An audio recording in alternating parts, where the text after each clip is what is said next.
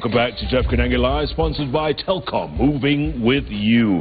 One-on-one with former Mombasa Senator Hassan Omar. Hassan, my wife said, ouch, to that wiped out. Oh.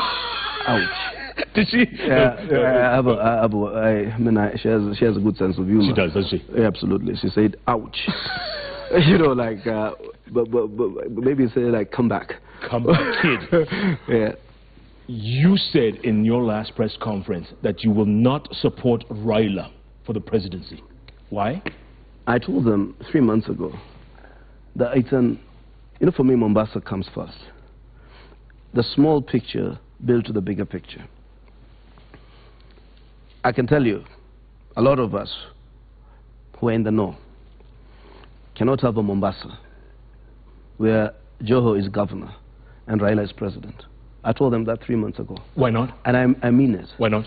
Because of Raila's inability to contain the excesses.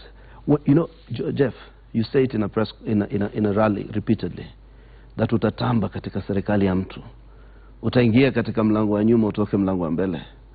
And the first thing you do is to give us some guy called Harub to be Speaker of Mombasa. Sheer audacity or sheer ridicule. The second thing you will hear is Punjani's county secretary, and probably some brother is minister for finance. So I think there's a point at which, as I said, the joke must end. So maybe labda sote hatufahamu, but there are a few of us ambao wanafahamu and care quite a bit for this county. We must stand as an impediment to total disintegration and decay of that county. And secondly is politics. It's called quid pro quo. You don't support me, I don't support you. You support me, I support you. So it's quid pro quo. So I think people think that there is kunadeni in supporting somebody. I'm telling you, I have seen a litany of bloggers writing off all your history of reforms are tarnished. It's wrong when I say, don't take up. Why do you take up all, you know, today, Jeff, do what you must, steal as much. You'll be received heroically by the reformers. We will accuse you of all the drug money. The reformers will still give you space. You come with a dime, you buy the entire space. Look at all these young people who are reformers with me, so to speak. Poor guys have remained, doing blogging. Poor guys in secretariats. Wakiniona natuambia umetusahau, naambia mimi sijawasahau, mimi nilichomoka. Because they don't have the money or the capacity to sustain a war front. They don't get themselves voted. They're waiting for to be technical, and they're technical almost relegated to squalor. So I think, so you look at what we call the reformist cadre. It's been left behind. Kidero will come with his mountain of cash, he becomes Nairobi governor. Yeah. Joe will come with his mountain of cash, he becomes Mombasa governor. You want to tell me you couldn't find a progressive young person to be the senator of Kisii? Only. So I think what happens, you look at this other side. Do you want to tell me, I can tell you Sang is not wealthy. He's senator of Nandi. And many others. Senator who became governor. Senator who became governor. And a lot of others who might not be wealthy. So we need also to allow the space for ideas. And for me, what is hard, people wanaona ni deni, si deni. Kama ukuniunga mkono, sikuungi mkono. So who are you going to vote for on October 17th? I'm waiting for the Electoral court case so that I can look for a candidate there. Because we know what Chebukati has done. Yes. Is to create a run-off situation where it was a repeat situation. So I'm hoping we get a litany of people there. Therefore, we can anchor some of our progressive ideas. And I can, people think I'm afraid of my own ideas, or I'm afraid of my own opinions. You can throw all the venom on the social media. You can call me all sorts of names, but I'm resolute. In life, it's about the conviction you have over positions that you take. Senator Isaac Maura. Oh yeah.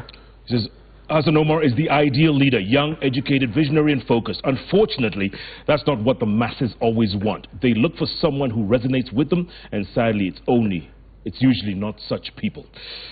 The electorate gets the leaders they deserve. Thanks, Amora. Let's check out some tweets. The question we were asking earlier is, was Hassan Omar a little overambitious? Let's see what the folks have to say out there. Tweets coming in very thick and very fast. Lawson, you say Omar should now be recognizing himself for 2022 and stop blaming games. It not work. Okay.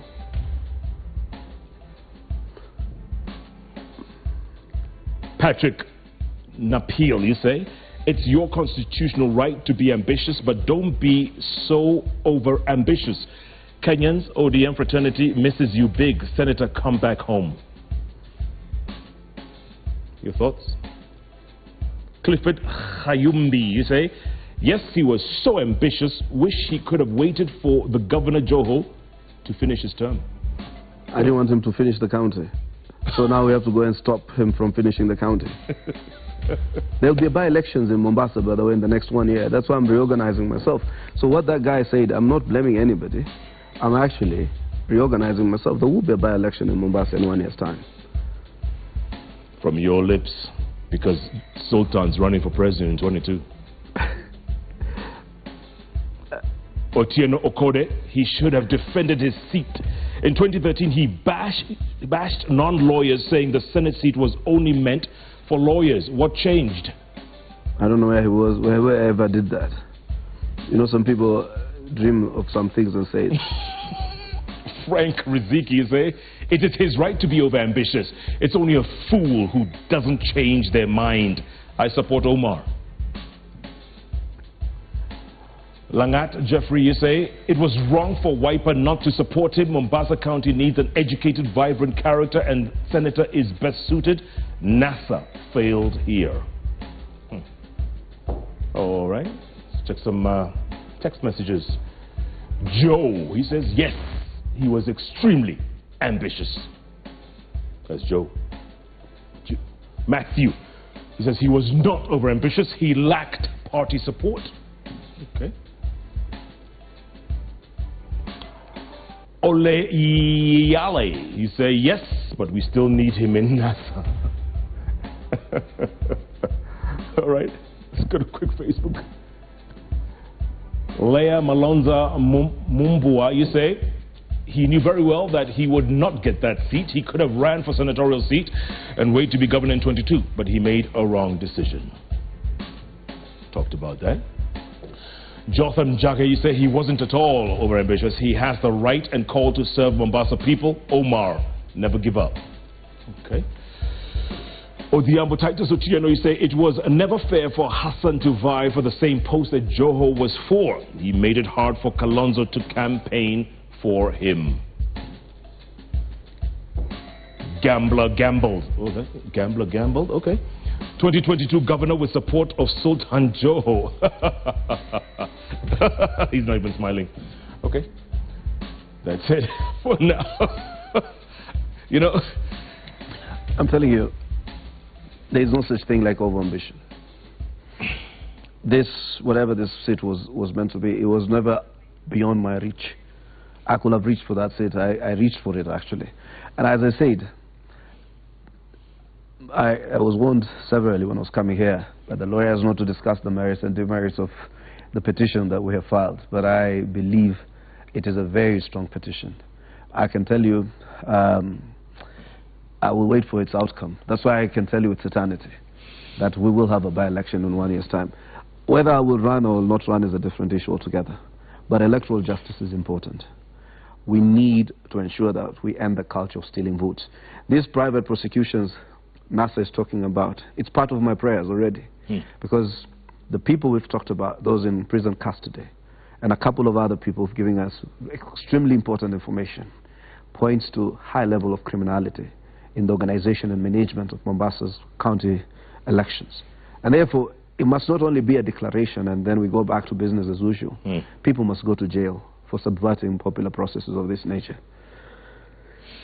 Orie Rogomanduli, she says you need to look yourself in the mirror. He says you should stop your self-delusional nature. She was with you in the NGO world. It's her opinion. Dr. Njokis, she's a psychotherapist, she says, Senator Omar, you give youth some hope. Continue keeping the faith. You know, in a country of this nature, you need to sometimes, Jeff, be bold. Take decisions. Yeah, there's a difference between bold and stupid, huh? Bold. I'm bold. I'm not stupid. There's nothing out of reach of a governor position for a person with capacity. It's only when the political system is skewed. There's nothing stupid about that. You need to have audacity. Young people need to encourage themselves into the political space. If you are not courageous, you will never find the courage to run against the billionaires who run across the board. I was the only person in the Mombasa governor race who was not a billionaire, by the way. Your friend Shabal is a billionaire. Joho has a CFS. Yes. Awiti is said to be a billionaire. We create a culture that only those who are moneyed can seek a certain, have the preserve of seeking certain elective positions. But as we fight or go for these seats, we are evolving the political culture. So you might think it was delusionary, but we are evolving the political culture gradually. People like Boniface Mwangi, he ran the campaign you're just talking about. Absolutely, but he made an impact. He made an impact. 15,000 voters, I think, is not a joke. No, a small party. And as I said, you know, for me, somebody was telling me the 44,000 or so voters we got was a roll call of Mombasa Electoral. Yeah. So what happened is, the next time, the experience we have is that we need to connect to the broader masses. But the electorate understood us, and unfortunately, elections are not won by electorate as a standalone. So you need to maybe have, you know, break your message into deliverables that can get into the masses. So I am also honest about the experiences I've picked from this election. You know, people in Mombasa thought I was too elitist just by the English I speak. Yeah. They thought I projected myself as too educated, just because sometimes I have an idea they don't understand. So you have made certain mistakes and you have gained certain experiences, and therefore you are honest to yourself. I think there's a report that is extremely candid from some of our friends who've written a report of what we did wrong and what we did right and what we should do differently next time around. You should have worn shorts and caps, you know, 001, stuff like that, you know. And bling and be proud of a D-. Yeah. Ahmed Mohammed, a.k.a. Asmali from Eastleigh. Good guy. He says a big hi, and he says, Hassan Omar is full of great ideology, interesting narratives, and agenda-based politics. One day, Kenya will get this. Let me tell you something, though. I must say this. One of the most interesting things I got into politics is people like Asmali, who kept encouraging us. But I've also come to realize, in fact, you know, maybe I'm being a bit personal on this one. When you sometimes interact with people who are extremely ambitious and do not think anything is impossible, then you reach out even to the stars. I can tell you for a fact, my in-laws, you know, like the Somalis somewhat almost always get it right. You know, they voted for government overwhelmingly. By the time Uhuru is naming his cabinet, or for that matter, even if it were Raila, you'll find 4 or 5 cabinet ministers or Somalis and permanent secretaries. They have what is called, they have identified their strength, and they utilize their strength. They know that their strength is in negotiations, their strength is they are an economic majority. They might not be a political majority. So they utilize that strength in a manner that is effective. So I saw, you know, there are some characteristics that you learn from people and you admire. I admire the Luo for its depth in terms of churning out ideas.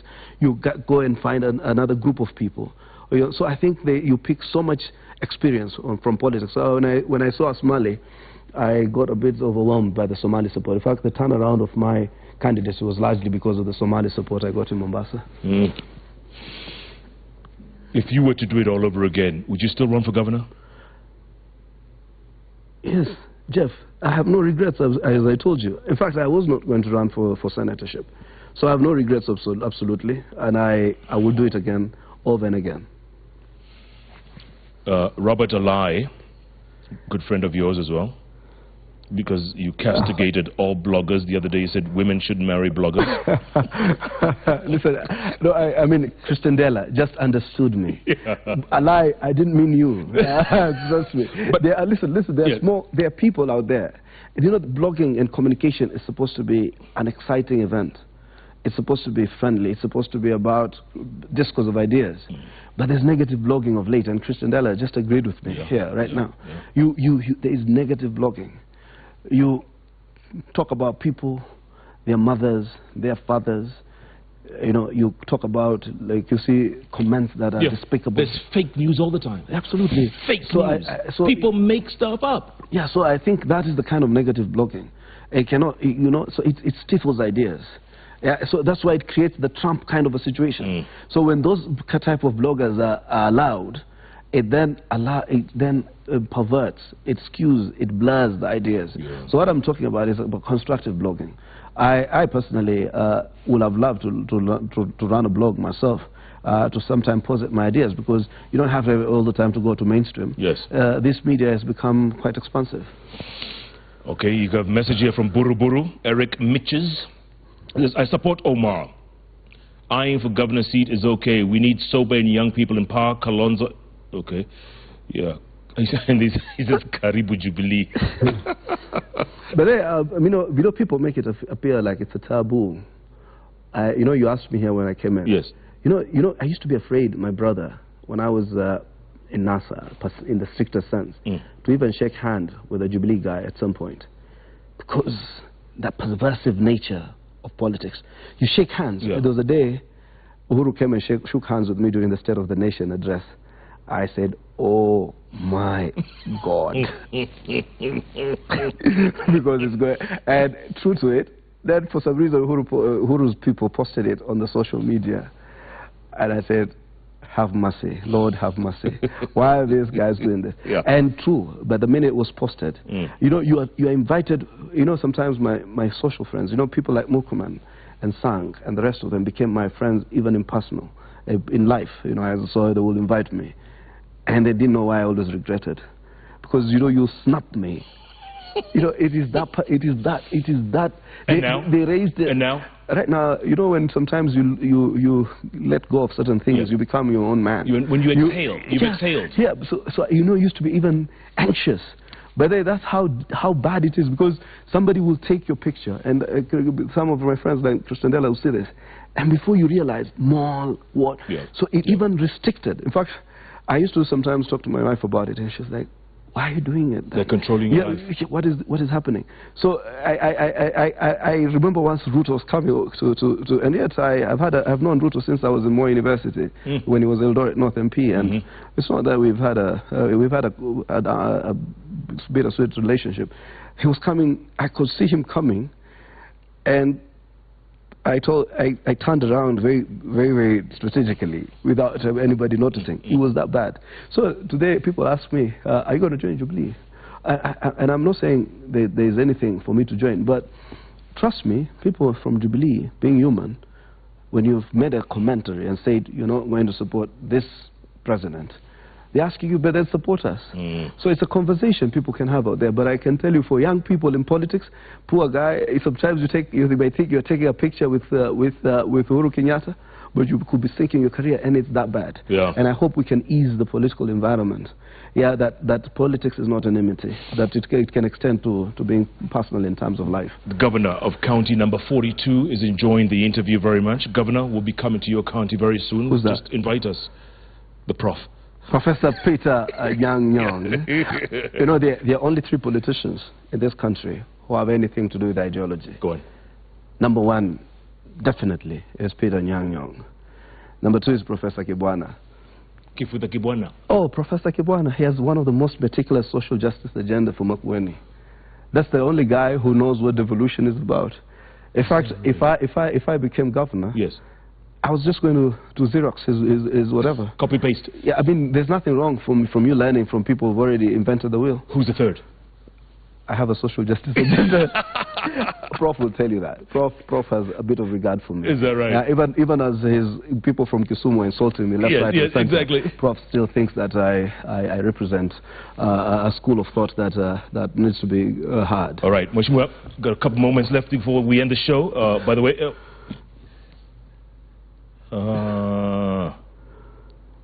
Philip Kisia says hello. Thank you, Philip. Why would you say Philip? It's very long. Philip, send me a text, man, to my. You can say, but you know, Philip, has been a friend. In fact, he kept advising me how this thing, Philip gave me the most absurd advice. Oh, but I enjoyed it. He told me, ndugu, paka ununue hiyo wanasiasa wakubwa, hakuna mahali unapenya. So I was like, why should I buy them? I think he was the one. Yeah, he actually, he actually believed that the only way you can get support from part of the owners of the party is to actually give them money regularly. Goodness, maybe they do get it regularly. That's your camera over there. Camera number 2. Final thoughts going forward. I think we have a great country. Young people must have the audacity to face the adverse political climate that we have. You must run for politics, you must believe in yourself, and you must make a difference. 17th October, let's make a difference. Whoever you might vote, remember that this country is still going to remain the united Kenya. And I therefore believe it's a process, or it's and as the process ends, Jeff, people emerge from democratic processes stronger as a nation. And I believe we will emerge stronger as Kenya after the 17th. Supreme Court decision, landmark. We might be angry about it, but the world is celebrating Kenya. If he wins, he reaffirms his position. If he doesn't win, he also must accept it in grace. So therefore, I have nowhere else to go. Personally, I'm Kenyan. I remain here, 100% Kenyan. And we must build this country. It's all we got for ourselves and our generations to come. You're going to be on the ballot in 22? That's what I wanted. I wish you had asked me that question earlier. I intend to be on the ballot in 2022. But I also have come to realize that you do not mortgage, sacrifice your political values and ideals just because you want to get elected. So if need will be, because there is a route I walked. People say never say never in politics, but I never intend to walk back through that route again. The people I left behind, from wherever I came from, I do not want to seek their support ever again. I do not want to go back to them ever again, hopefully. So what I want to do is move forward. And when you move forward, I hope I will bridge new alliances, meet new people, and move forward. I cannot have been a reformer yesterday, and you castigate me because of an opinion I have today. That's gullibility. That's being turncoat, and negate the history that we've had and the opinions that we ground ourselves on. So that is a route I want to have no reverse gear to. So what I'm saying is, if I get to that point, and that I can make an impact in any other position in the society, because I will not also negate my political values. I will not act stupid. Watu wa Mombasa sijui paka ujifanye mjinga. I will not do that. I will not pretend. I will not do anything that negates me as a person. I will not be different from Hassan Omar. So I get to that point and I do mathematics, and I need to take a different trajectory, I will take it. So let those people who say that umejimaliza. Trust me, my degree is genuine. Watch this. Your degree is genuine. Najib Balala, CS Tourism, and I think he's global head of WTO or something. Let me tell you something. When I can say this without contradiction. Yes. If there's a politician from the coast region I felt a real pain having to run against, was Najib Balala. I really have a lot of respect for that gentleman. By the way, he says Omar is a man and Mombasa needs him. Great man. He's also a good guy. From the day, Najib called me to congratulate me after the 2013 elections. And any time I've called the guy, any time I've sought intervention, because sometimes as representatives, our people need things here and there. Sure. Najib was always at hand. And he's maintained an integrity. I like him for one thing. Apart from the late Jacob Juma, I've never had anybody else make an allegation against Najib Balala. He's not greedy. He lives his life. He lives within his means. And that's the kind of caliber of people we need. And I'm not surprised that today he's what he is. He knows his tourism thing very well. Yeah, he does, back to front. And I would ask Uhuru that even whatever the outcome, Najib is the leader in tourism in this country. Nobody beats Najib Balala. All right. And that comment, you will see some people will spin it to say Jubilee. This guy. There is fanaticism. I was told as a Muslim that any form of fanaticism is dangerous. it's dangerous. Yeah. Yeah, whether it's religious fanaticism, whether it's political fanaticism, whatever form of fanaticism. And we cannot fear making good opinions about people we think are good people. There you go. Call it like you see it. Don't rule this man out. Good to see you, Senator. Good to see you too, man. And, thanks for your show. Take care of that cold, Polisana. Yeah, today I had to dispense myself. Thanks for making it, man. Appreciate it. Thank you. Former Senator Hassan Omar of Mombasa can do not rule this man out. If you do, you do it at your own peril. Watch this space. Wherever this man's going, you need to watch that space, right? Monica, what are our numbers looking like? Was Hassan Omar overambitious vying for Mombasa gubernatorial? 74. It's gone down slightly. 74% say yes, 26% say no. I know how it goes to 74. Go on. I used to be in NASA, so I know I get to 74. Note, I used to be in NASA. Maybe it's just me.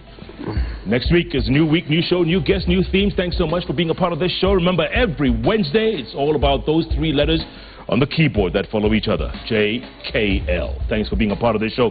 Tomorrow morning with Jeff and Jalas on Hot 96. It's going to be a great morning. Who do we have as a guest? I forgot. But it's going to be good anyway. From 6 to 10 a.m. Who do we have? Oh, we have the guy. Remember the guy, the Kenyan guy who was in the British Army, who stepped on a landmine and had his leg blown off. Yeah, I saw that guy in the, it's called Italy or something. Him. Yeah. He's on Hot 96 tomorrow. Yeah, I remember that name because of Philip Italy. I was like, did Philip have a friend, a brother in there? Going to be on, talk about inspiration, inspiring people, because his story is incredible. Join us tomorrow morning, 6 to 10 a.m. on Hot 96. Thanks so much for being a part of the show. Good night. Good luck. God bless. And JKL, powered by Telcom. Telcom, moving with you.